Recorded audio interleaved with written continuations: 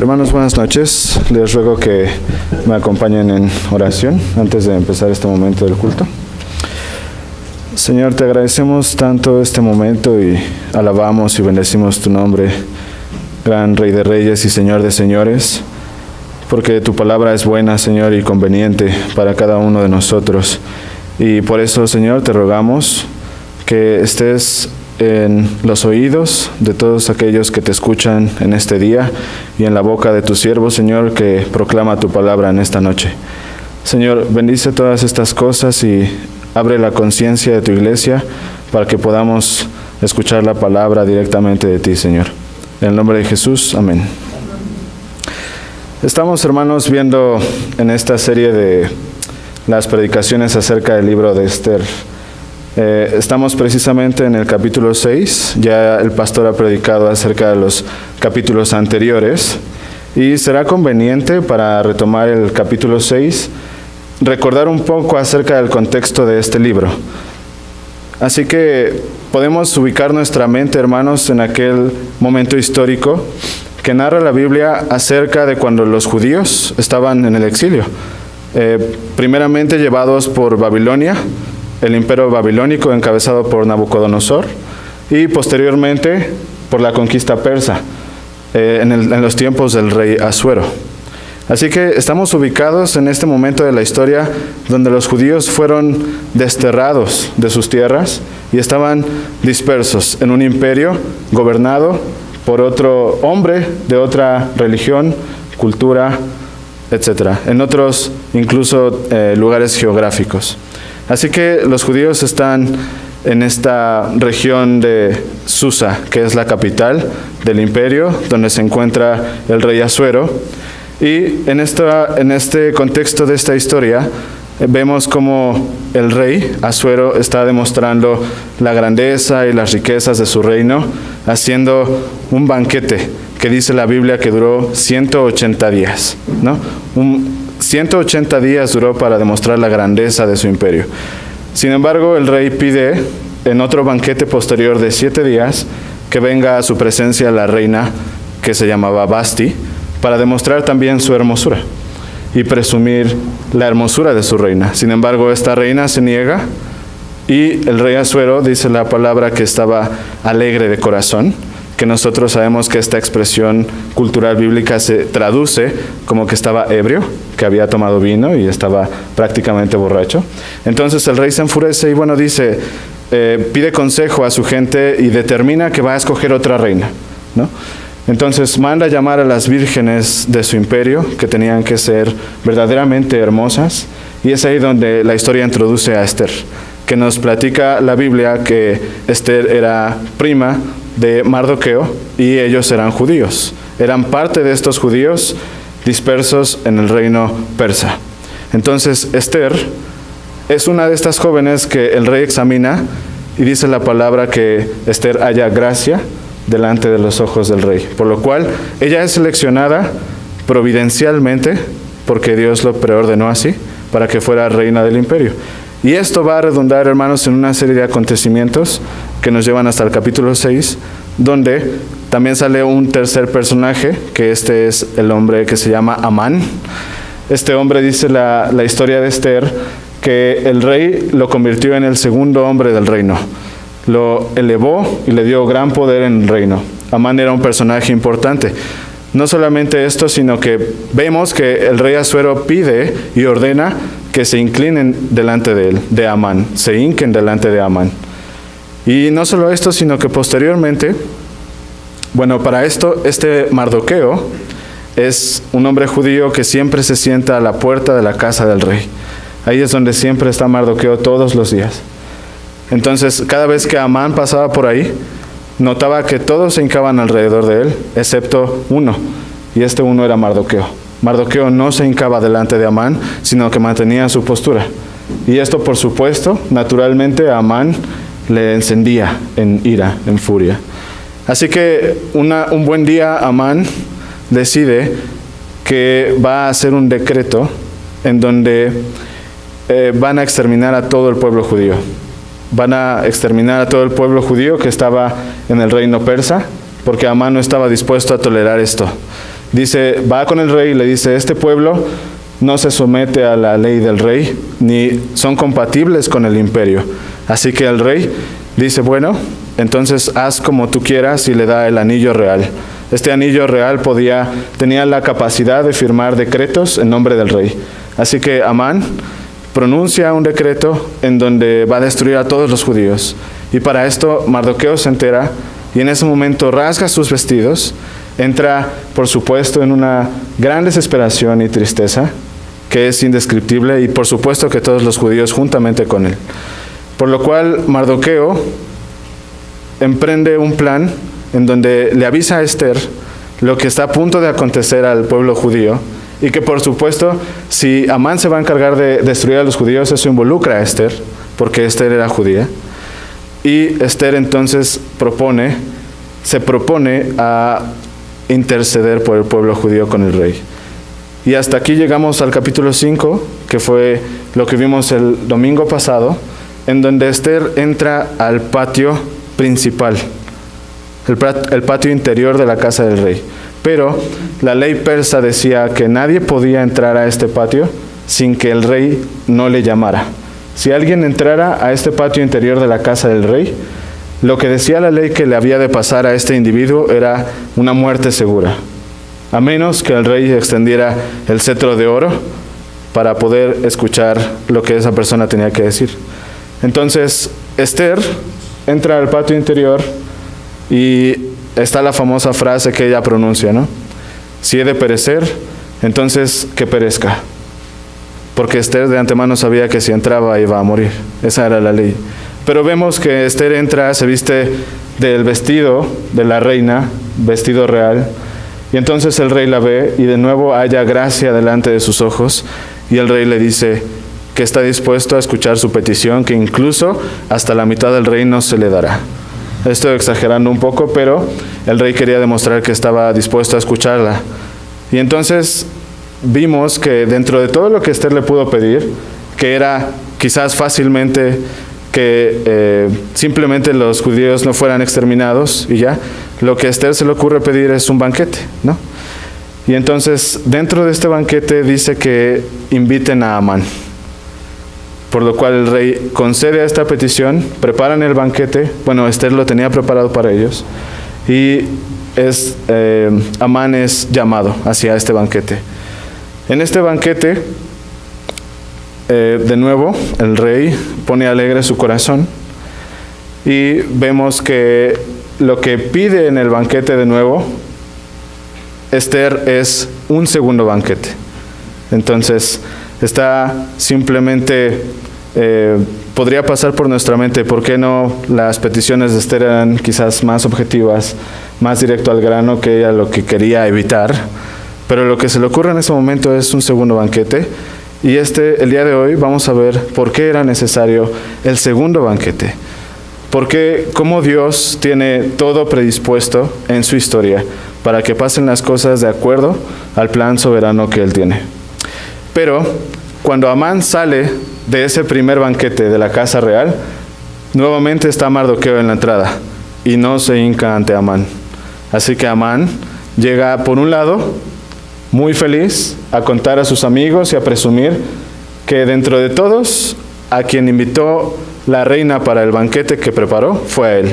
Así que él presume que a mí me invitaron, ¿no? Yo soy importante no solo para el rey que me ha dado su anillo, sino para la reina que me invitó al banquete que ella dispuso. Pero también se queja de otra cosa, ¿no? Y dice, este judío Mardoqueo que está a la puerta no se hinca delante de mí. Y vemos que Zeres, la mujer de Amán y sus amigos, lo que le aconsejan es, dispón una horca y de una vez por todas deshazte de este judío Mardoqueo, para que esto que te enfurece no vuelva a pasar y el rey no te respete, ¿no? Entonces dice la palabra en el versículo 14 del capítulo 5, ¿no? Le dijo Zeres, su mujer y todos sus amigos, hagan una horca de 50 codos de altura y mañana di al rey que cuelguen a Mardoqueo en ella. Y entra alegre con el rey al banquete, y agradó esto a los ojos de Amán, e hizo preparar la horca. Así que entramos al capítulo 6, hermanos, y dice la palabra de Dios: aquella misma noche se le fue el sueño al rey, y dijo que le trajesen el libro de las memorias y crónicas, y que las leyeran en su presencia. Estamos hablando, dice la palabra, aquella misma noche. Estamos hablando de la noche en que se llevó a cabo el banquete. Amán se va feliz porque fue invitado al banquete, y al mismo tiempo con esta pesadez de que Mardoqueo se resiste a cumplir el mandato de hincarse ante él. Esa misma noche, el rey se le fue el sueño. Ahora, vamos a ver que esto es algo muy curioso. ¿Cómo puede ser? Digo, yo nunca he puesto alegre mi corazón en el sentido de que la Biblia lo dice. Sin embargo, el rey estaba en estas condiciones, y me parece que lo que eso provoca naturalmente es cansancio y sueño, ¿no? Normalmente cada vez que esto sucede, y lo que hacen las personas es caer dormidos, ¿no? Y durante mucho tiempo. Así que empezamos viendo algo muy curioso en este capítulo, hermanos, porque el rey se encontraba ebrio. Sin embargo, la palabra dice que pierde el sueño. Por supuesto que ahí lo que podemos ver es la soberanía de Dios actuando poderosamente en cada momento de su historia sobre cualquier personaje, incluyendo a este rey. Así que dice la palabra que se le fue el sueño. Este insomnio, por supuesto, fue divinamente preordenado, divinamente ejecutado, y el insomnio del rey toma lugar a lo que dice el resto del versículo. Ya que el rey no tenía sueño, lo que se le ocurrió hacer al rey, de pura causalidad de Dios, era traer el libro de las crónicas del rey. El libro de las crónicas del rey, hermanos, narraba experiencias o relatos de hombres honorables, de registros que el rey hacía, etcétera. Tenía información que el rey deseaba guardar ahí para recordarla más tarde, o para que se recordaran las proezas o las cosas honorables que pasaron en su reino. El hombre a lo largo de la historia ha registrado su historia de diferentes maneras. En la época del libro de Esther, el rey registraba la historia en este libro que se llamaba Las Crónicas del Rey. En este quizás guardaba información de victorias gloriosas, hombres honorables que habían hecho cosas por el rey, o decretos que el rey había emitido. Este libro contenía este tipo de información, y los reyes lo consultaban con cierta periodicidad para estar al tanto de las decisiones que se han tomado o de lo que ha pasado en el reino, y así también poder ejecutar acciones futuras o llevar un registro y recordar constantemente estos acontecimientos. En el versículo 2 dice la palabra del Señor: hallaron escrito que Mardoqueo había denunciado el complot de Bigtán y Teres, dos eunucos del rey, de la guardia de la puerta, que había procurado poner mano en el rey Asuero. Tenemos que recordar, hermanos, que más atrás en este libro, en el capítulo 2, la palabra nos narra este suceso en donde Mardoqueo, que siempre estaba sentado a la puerta del rey, de pronto escucha que 2 eunucos de la guardia de la puerta estaban conspirando porque se habían enojado en contra del rey y procuraban ponerle mano. Es decir, estaban planeando algo en su contra, ¿no? Así que Mardoqueo hace saber esto a Esther, y Esther lo hace saber al rey. Se hacen las investigaciones necesarias y se encuentra que esto es cierto, por lo cual el destino de Bigtán y Teres fue ser ejecutados por planear algo en contra del rey. Y de esta manera Mardoqueo salva la vida del rey. Sin embargo, hermanos, en el capítulo 2 no se nos narra que Mardoqueo haya sido recompensado por esto. No se nos dice que el rey le haya dado las gracias a Mardoqueo, ni que se haya hecho nada al respecto de esto. Simplemente el rey fue salvada su vida a causa de Mardoqueo, de su denuncia de este complot, pero no se nos dice más. Sin embargo, no se nos narra que incluso Mardoqueo haya reclamado o hecho algo al respecto, ¿no? No vemos que Mardoqueo dijo: oye, Esther, también recuerda al rey que cada vez que se hace algo por él, pues tenemos que recibir una recompensa, ¿no? No vemos que Mardoqueo haya optado por esto, sino que Mardoqueo simplemente no se nos dice que haya hecho algo más. Hizo esto por el rey, fue un acto honorable, pero lo que sí nos dice la Biblia es que fue registrado en el libro de las crónicas del rey.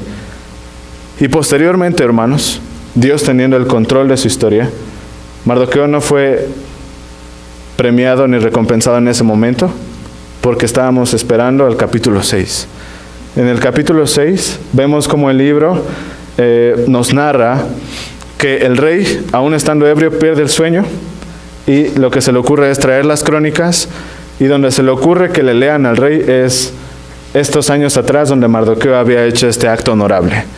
Así que el rey pregunta en el versículo 3, ¿qué honra o qué distinción se hizo a Mardoqueo por esto?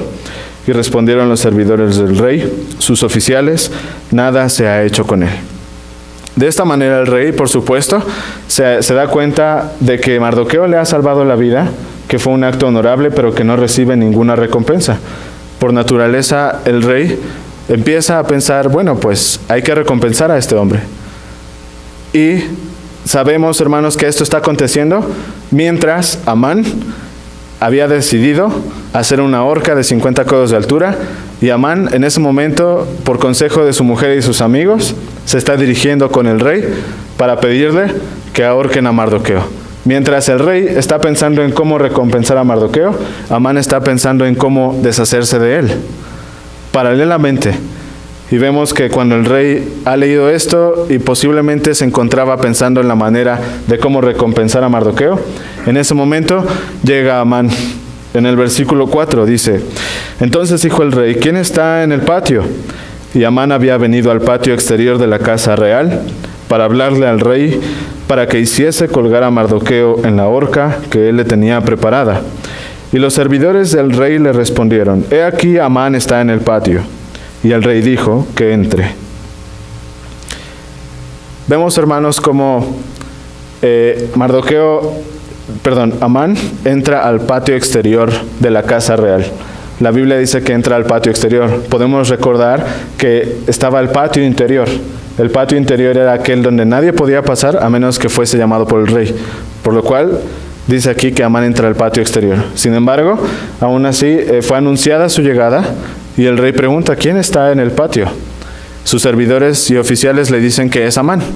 Así que, como es el segundo hombre más importante del reino, a quien el rey ha concedido su anillo y quien ha hecho cosas importantes, el rey dice sencillamente que entre, ¿no? Pero Amán de ninguna manera sabe que el rey, lo que estaba haciendo el rey. Amán no sabe que el rey leyó las crónicas, Amán no sabe el registro que está ahí de Mardoqueo, posiblemente tampoco se enteró de lo que Mardoqueo hizo. Lo único que Amán tiene en su corazón en ese momento es una firme disposición a entrar con el rey y pedirle que ahorquen a Mardoqueo. Pero Amán se lleva una fuerte sorpresa. Cuando entra, lo primero que le dice el rey no es, ¿qué quieres, Amán? Sino que el rey lo hace entrar porque primeramente el rey quería desahogar o terminar lo que él estaba haciendo. Lo que él estaba haciendo era planear la recompensa de Mardoqueo. Así que cuando entra el segundo hombre más importante a su reino, lo que se le ocurre al rey preguntarle es, ¿qué será el hombre cuya honra desea el rey? Y esta pregunta hizo y movió a Amán de una manera muy importante, porque Amán estaba predispuesto a entrar para ejecutar a Mardoqueo. Pero cuando entra y el rey le dice, ¿qué será el hombre cuya honra desea el rey? Lo que pasa con Amán es un cambio muy importante, porque de pronto, de la nada, olvida lo que él iba a entrar a hacer, y entonces Amán ensoberbece su corazón de una manera muy natural, muy drástica, y entonces Amán llena de soberbia su corazón, y lo que él piensa por completo se le olvida lo anterior, y lo que él piensa es, ¿a quién deseará el rey honrar más que a mí? Por supuesto, si soy el hombre más importante después de él, me ha dado su anillo, me ha hecho entrar sin ningún reparo, y el hombre está diciendo, ¿qué será al hombre cuya honra desea el rey? Amán dice, ¿quién es ese hombre sino yo? Así que Amán, por supuesto, concluyendo que él era ese hombre cuya honra desea el rey, no repara en decir lo que dice a continuación. Dice, traigan el vestido real de que el rey se viste, y el caballo en que el rey cabalga, la corona real que está puesta en su cabeza, y den el vestido y el caballo en mano de alguno de los príncipes más nobles del rey, vistan a aquel varón cuya honra desea el rey, y llévenlo en el caballo por la plaza de la ciudad, y pregonen delante de él, así se hará al varón cuya honra desea el rey. Amán describe esta escena de manera que dice, ya la hice, ¿no? No solamente el rey me ha hecho el segundo hombre más importante, sino que ahora tendré la oportunidad de que se pregone delante de mí que el rey desea mi honra. No solamente esto, sino vestido de sus vestidos reales y cabalgando en el caballo en el que el rey cabalga. Así que Amán tenía la perfecta oportunidad. No sabía lo que iba a pasar a continuación, pero hermanos, aquí podemos ver cómo Amán entró dispuesto para una cosa.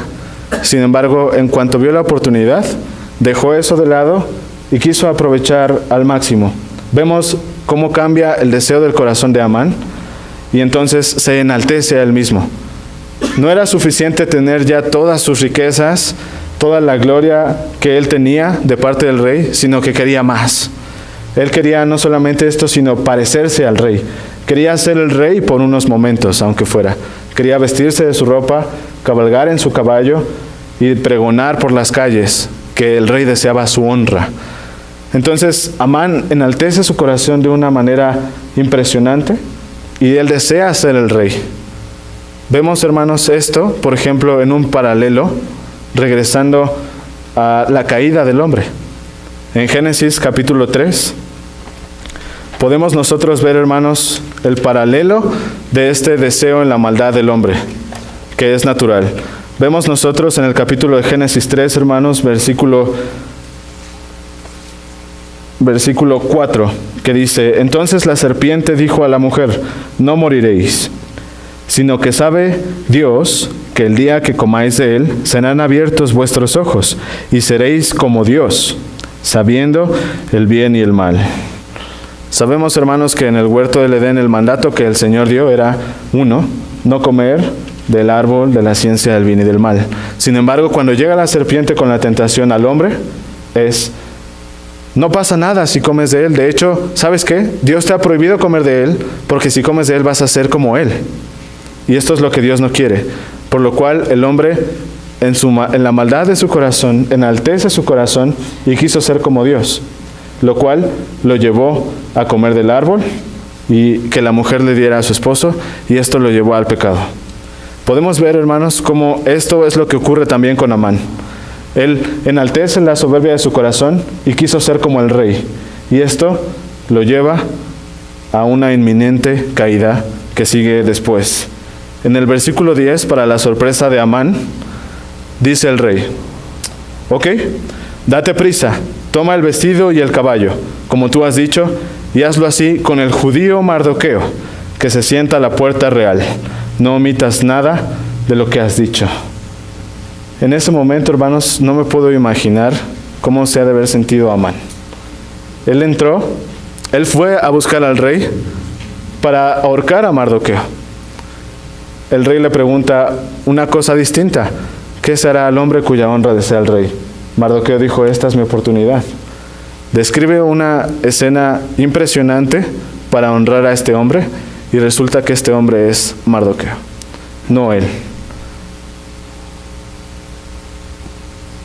Dice la palabra, no le quedó nada por hacer, por supuesto, más que esto. Ya el rey se lo había ordenado, y no solamente se lo ordenó, sino que él mismo lo propuso. Él lo propuso y el rey le tomó la palabra y le dijo, no omitas nada de lo que has dicho.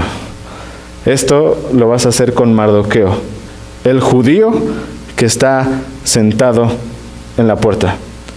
Es importante que el rey dijo el judío Mardoqueo, porque quiere decir que en las crónicas del rey se registró que Mardoqueo era judío. Esto va a servir en el capítulo siguiente, en donde se va a revelar lo que Amán está planeando contra los judíos. Porque cuando Amán le dice al rey que quiere destruir a un pueblo que está disperso en su reino, que no cumple con su ley, Amán no les dice que este pueblo son los judíos. Amán solamente le dice, es un pueblo que no obedece la ley y que no está conforme a la ley de tu reino. Sin embargo, entonces el rey le dice, sí, adelante, toma el anillo, haz el decreto y haz como a ti te parezca. En este pasaje vemos que en las crónicas se registra que aquel hombre que salvó la vida del rey una vez era judío. Y esto va a ser importante para el segundo banquete. Sin embargo, en este episodio, hermanos, vamos a ver cómo en el versículo 11 dice: Amán tomó el vestido y el caballo y vistió a Mardoqueo y lo condujo a caballo por la plaza de la ciudad e hizo pregonar delante de él: así se hará al varón cuya honra desea el rey. Mardoqueo no sabía que Amán iba en ese momento por el rey para matarle, para ahorcarle. Mardoqueo estaba haciendo lo que hacía todos los días, estar sentado a la puerta del rey. Sin embargo, Amán sí iba con la intención de ahorcarle, y Mardoqueo no lo sabía. Mardoqueo estaba haciendo lo que hacía siempre, ¿no? Él no se hincaba delante de él. Por supuesto que Mardoqueo sabía que de cierta manera Amán no estaba contento con esto, pero Mardoqueo no sabía que en ese momento ya iba Amán a ahorcarlo. No lo sabía. Tampoco sabía que el rey había leído esa noche las crónicas donde se registró su acto honorable. Mardoqueo no sabía estas cosas. Mardoqueo estaba haciendo lo que hacía todos los días. Mardoqueo solamente estaba esperando a que el Señor actuara para que los judíos no fueran exterminados. Mardoqueo lo único que hizo fue decirle a Esther. Esther intercedió por el pueblo, pero Esther lo que hizo para interceder es un banquete. Así que me imagino que en ese momento, hermanos, todos los judíos y Mardoqueo estaban nerviosos, desesperados, rasgando sus vestiduras en cilicio, esperando a ser exterminados. Sin embargo, la historia da un giro importante, un giro impresionante, donde Mardoqueo de repente, imagínenselo ahí, a la puerta, y sale Amán y le dice: pues, ¿qué crees? Que en las crónicas del rey se registró tu acto honorable y el rey ha tomado a bien recompensarte el día de hoy. Y lo visten con la vestidura del rey, le dan el caballo del rey, y no solamente esto, sino que Amán es el que lo hace. Amán lo viste, Amán le da el caballo y Amán lo pasea por la ciudad, por las calles del reino, pregonando delante de todos: así se hace con el hombre cuya honra desea el rey. Podemos imaginar esta escena, hermanos, donde Mardoqueo, por supuesto, inesperadamente recibe esta recompensa, y esto va a significar el triunfo de él sobre Amán, y Amán con la cara cayéndose de vergüenza, porque era el segundo hombre más importante del reino, y él, que odiaba a Mardoqueo y lo quería ahorcar, fue aquel que pregonó delante de las calles que este varón, el rey, deseaba su honra. Así podemos ver, hermanos, que este libro de Esther es un libro histórico, por lo cual cuando nosotros lo estudiamos, a pesar de que el nombre de Dios no es mencionado explícitamente en ningún lado, vemos la obra poderosa de Dios, soberana del Señor, actuando en cada instante de su historia para cumplir su propósito. Este pasaje, este preciso momento en esta escena, hermanos, no puede tomarse como otro género. Es una parte histórica, pasó una vez. Es un acontecimiento de Dios que tuvo una trascendencia importante en su plan soberano de redención que hizo desde la eternidad. Era necesario este momento. Y esto no puede decir aunque no es una profecía, ni es un pasaje escatológico, sí tenemos en la Biblia momentos históricos que prefiguran algunas cosas que Cristo va a realizar, lo que se le llaman tipos de Cristo. En este libro encontramos dos. Encontramos que Esther va a ser considerada un tipo de Cristo por su intercesión para con el pueblo, porque sabemos que la labor sacerdotal de Cristo es interceder por la iglesia. Sabemos que Esther va a ser considerada un tipo de Cristo porque prefigura lo que Cristo va a hacer por su iglesia y que está sentado a la diestra de Dios Padre intercediendo por su pueblo. Sin embargo, hermanos, en esta escena donde Mardoqueo es vestido con las vestiduras reales, cabalgando con el caballo y la corona del rey, estamos viendo una prefiguración, una escena donde se tipifica a Cristo de manera trascendente e impresionante. Podemos ver, hermanos, en un paralelo donde Apocalipsis nos narra Por ejemplo, una escena gloriosa donde Cristo cabalga en un caballo blanco, predispuesto a tener la victoria sobre el enemigo. Y esta escena cabalgando, vuelvo a repetirlo, no precisamente es un pasaje profético ni escatológico, sin embargo, prefigura y podemos ver reflejado la gloria de Cristo en este personaje, en este momento de la historia, donde Dios hace y vence sobre el enemigo. Aquel que quería exterminar a los judíos es avergonzado y aquel que esperaba en Dios es enaltecido. De manera que vemos cómo al final del tiempo, hermanos, Satanás es visto por la Biblia como el acusador. Es aquel que va a ir delante de Dios y a decir: mira todo lo que ha hecho tu pueblo, estos pecados que van en contra de tu ley. Pero cuando el Señor lo vea, el Señor, cuando nos voltee a ver, nos encontrará inocentes, porque va a ver a Cristo. Va a ver a Cristo ahí, en su justicia perfecta, haciéndonos no solamente inocentes de la ley, sino merecedores de la recompensa de la ley. Así que la acusación de Satanás no hallará lugar delante del Señor. Así como Amán, cuando se dispone a entrar a acusar a Mardoqueo de que no se hinca delante de mí y no cumple con tu ley, y cuando el rey revisa las crónicas del rey y ve que Amán hizo un acto honorable, no va a encontrar culpable a Mardoqueo, sino al contrario, le va a dar la recompensa que lo justifica delante del rey. De esta manera, Mardoqueo es pregonado en las calles del reino y Amán es avergonzado y es vencido por la mano poderosa del Señor. Imaginemos esta escena, hermanos, gloriosa, importante, pero vemos la reacción después de este momento en el versículo 12. Después de esto, Mardoqueo volvió a la puerta real y Amán se dio prisa para irse a su casa, apesadumbrado y cubierta su cabeza. Pasan dos cosas. Mardoqueo vuelve a sentarse a la puerta, donde estaba siempre. No se le subieron los humos, ¿no? Después de esta escena tan gloriosa, Mardoqueo vuelve a hacer lo que hace todos los días. Aún está el decreto de que los judíos van a ser exterminados. Aún Amán está con vida.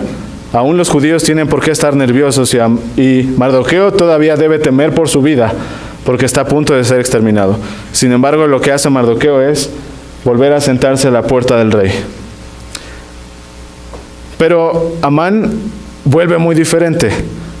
Una noche anterior, Amán volvió presumiendo, diciendo: a mí es al que el rey me invita a su cena de la reina, y yo soy el segundo hombre más importante del reino.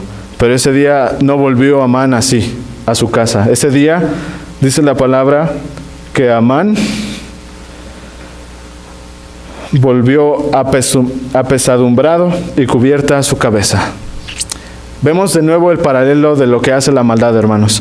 Vimos en Génesis capítulo 3, nuevamente, vimos el versículo 4 y 5, pero ¿qué pasa después de que el hombre peca? En el versículo 7 y 8 dice: entonces fueron abiertos los ojos de ambos, y conocieron que estaban desnudos. Entonces cosieron hojas de higuera y se hicieron delantales.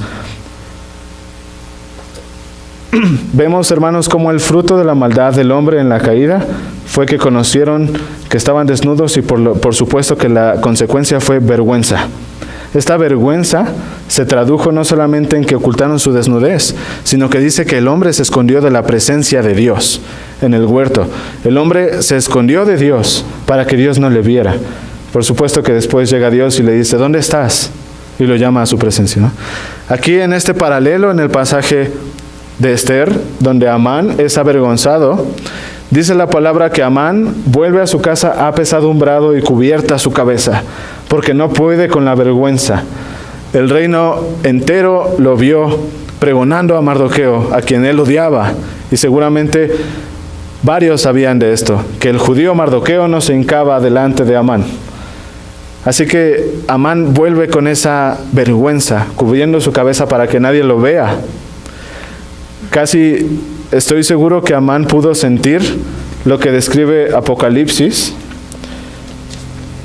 En el libro de Apocalipsis, hermanos, en el capítulo 6, versículos 15 y 17. Los voy a leer para ustedes.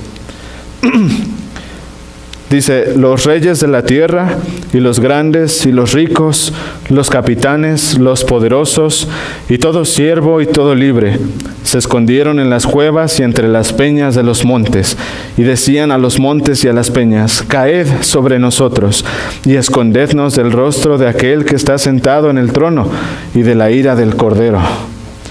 Es un pasaje muy fuerte, hermanos. Es un pasaje donde describe que los reyes y los poderosos de la tierra, en el momento en que están delante de la presencia de Dios y de la ira del Cordero, lo que ellos piden es a las montañas que caigan sobre ellos para que puedan esconderse de aquel que está manifestando su presencia. Algo parecido es lo que nos narra del sentimiento de Amán. En ese momento Amán no había sido vencido por Mardoqueo. En ese momento Amán fue derrocado por la mano poderosa de Dios, que vence a los enemigos que van en contra de su pacto con el pueblo de Israel. En ese momento Mardoqueo se sintió como un insecto que va a ser pisado, que no puede escapar de la superficie de la bota que lo va a pisar. No se pudo escapar de lo que le mandó el rey. El rey ya le había mandado, lo tuvo que hacer avergonzado por sus propias palabras. Y esto Dios lo planeó así, y así fue como él se sintió.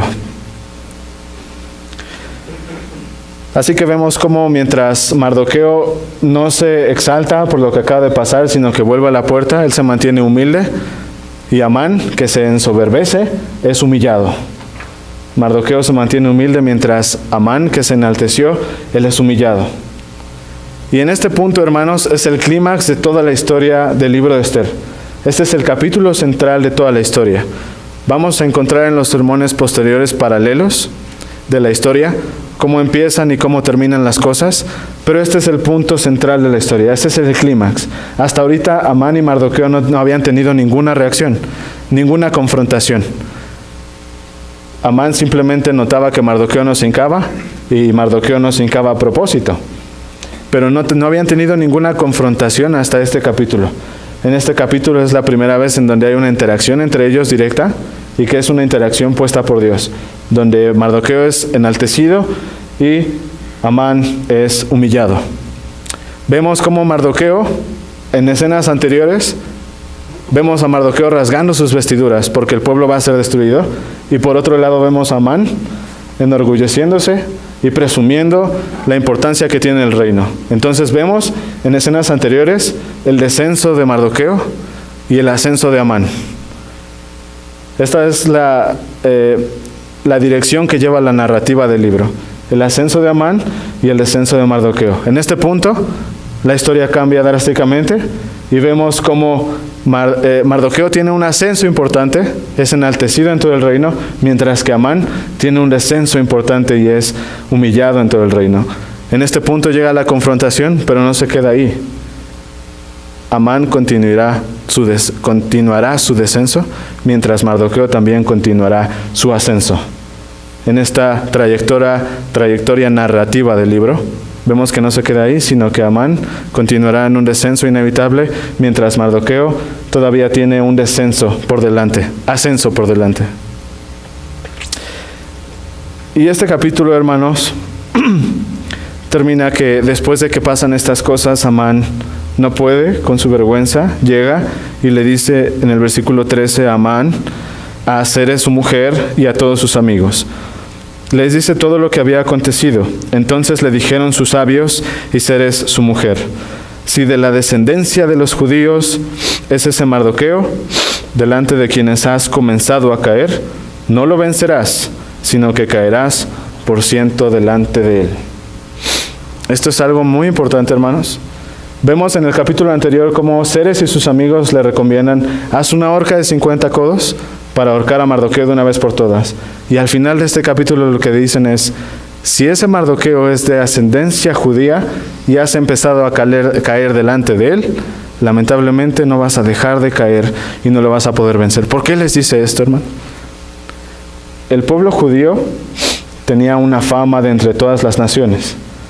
El pueblo judío no tenía una fama por ser el pueblo judío, sino por el Dios del pueblo de Israel.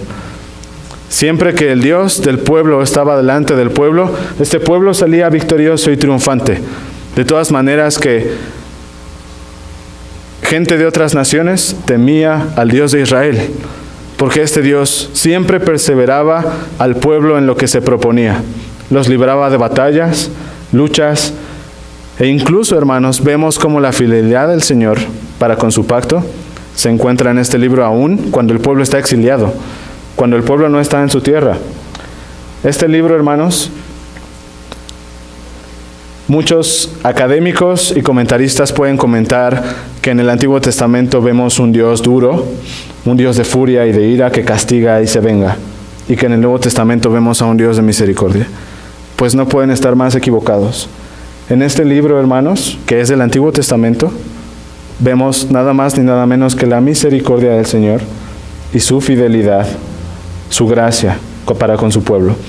Este libro, hermanos, fuera de ser un libro moralista donde aprendamos de las cualidades de los personajes, de qué tan valiente fue Mardoqueo o de qué tan valiente fue Esther, no es un libro que nos enseña estas cosas morales, hermanos, sino que es un libro que nos enseña la fidelidad de Dios para con su pacto, porque el Señor ha dicho que no permitirá que su pueblo sea destruido. Y el Señor es fiel a ese pacto, conduciendo la historia de una manera o de otra para que resulte en su propósito divino y eterno, que por supuesto es muy importante para completar y consumar la redención. Así que vemos, hermanos, que los judíos eran temidos por el Dios de los judíos, por el Dios de Israel. Así que los judíos tenían esta fama, no por ser meramente judíos, sino porque ¿quién era el Dios de los judíos?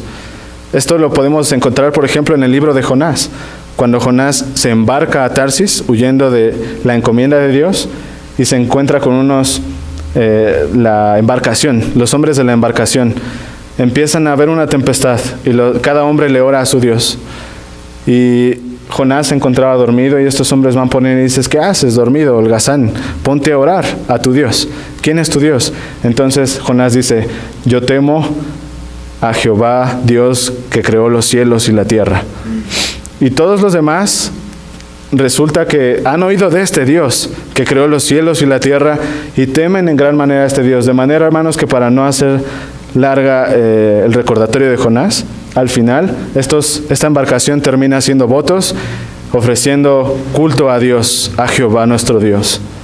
Así que cuando Zeres y los amigos de Amán se dan cuenta que Amán no está luchando contra Mardoqueo, sino que Amán está luchando contra el Dios de Mardoqueo, Zeres y sus amigos le dicen: contra este hombre has empezado a caer y no va a poder detenerse su caída, sino que vas a ser vencido. Esto, hermanos, nos demuestra algo importantísimo, que el Señor se abre paso de quien sea. Y no solamente para con los judíos, sino para ahora con su iglesia, que somos la continuación de su pacto.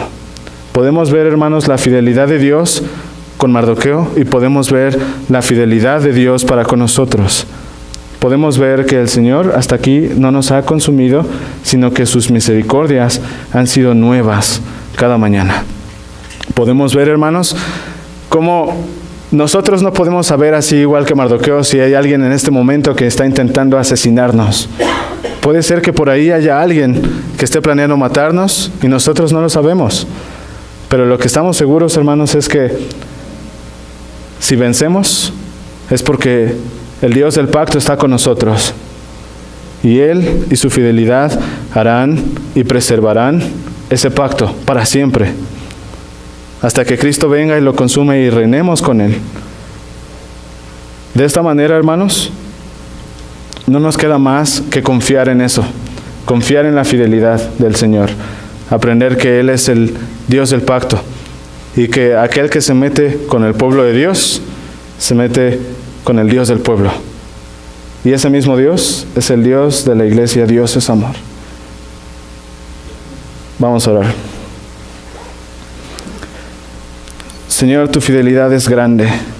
Tú has protegido a tu siervo Mardoqueo a punto de la exterminación de todo el pueblo judío. Señor, tú has sido fiel. Tú preservaste sus vidas porque era necesario para cumplir tu propósito. Sabemos, Señor, que si el día de hoy nos preservas a nosotros, es porque también eres fiel a tus promesas y tu misericordia es grande para con nosotros, Señor. Te agradecemos tanto la delicia de tu gracia en nuestras vidas, que no nos queda más que confiar en ti, Señor, estar dispuestos a sufrir cualquier agravio, confiando en que es por tu propósito. Sé con nosotros, Señor, y glorifícate en medio de tu pueblo. En el nombre de Cristo Jesús oramos. Amén.